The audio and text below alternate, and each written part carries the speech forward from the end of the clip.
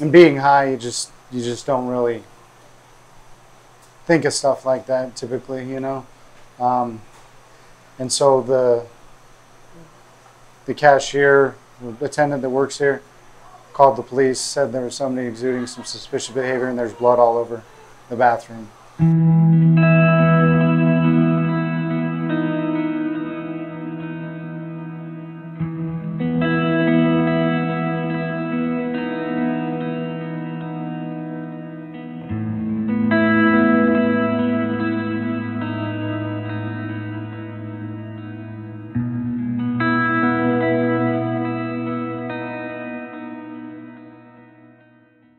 I tried as cool and calm and collected with my mom on the phone, grab this syringe out of my pocket and throw it. And there was bushes here, you know. This wasn't here. You know, there's two tables back to back, so there's bushes, so I felt, you know, just kind of nonchalantly threw the syringe. And cop walks straight up to me and says, "Hey there." I'm like, "Hey." He goes, "Who are you talking to?" I go, "My mom." He goes, "Mind if I talk to her?" So I was honest with him. I was honest with the cops the whole time. You know, I said, it was a syringe. And he goes, "Okay, cool. What's in it?" Said heroin and methamphetamine. So I went to jail for felony possession of methamphetamine, misdemeanor paraphernalia, public intoxication.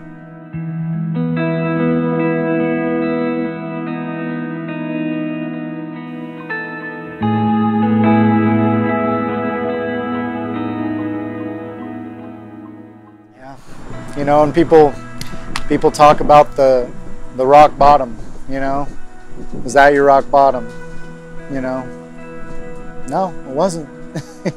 You know, after that I continued to almost wither in my self-pity.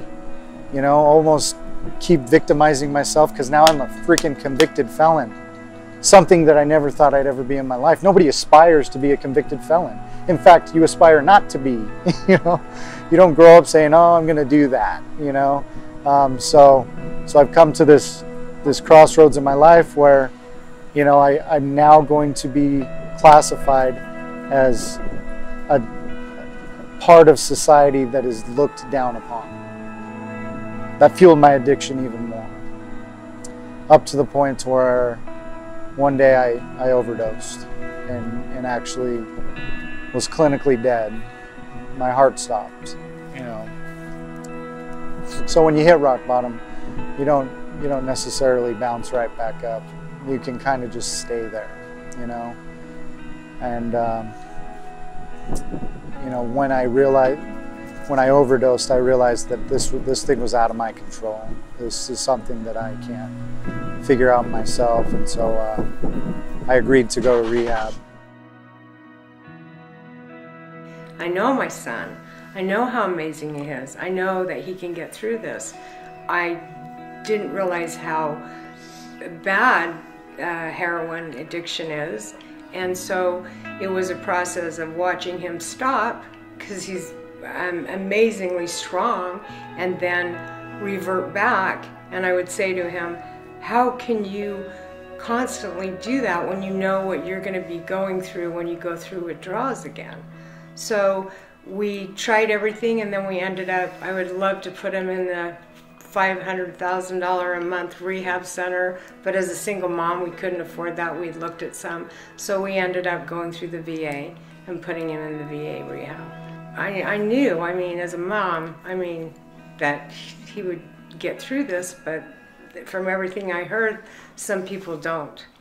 So I was scared, and I just wanted my son back. I wanted Randy back.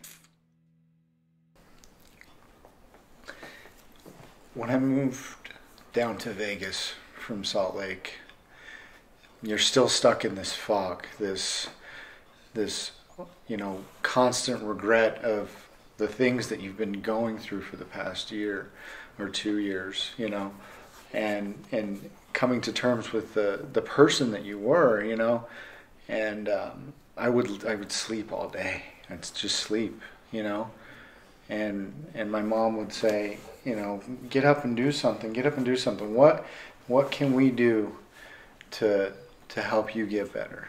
And I said, just give me a gym membership. Just give me a gym membership. We went down that day and got me a membership to 24 Hour Fitness. And when I was able to feel that connection to something I'm so passionate about again, you know, feel the weights, you know, the metal, hear smell the smell, you know, I could focus on something else. Not this big cloud that's hanging over my head, but just be here right now and experience this just moment by moment, you know.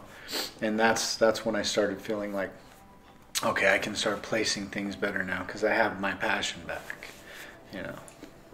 And that's the one thing, that one little action, you know, of getting a gym membership.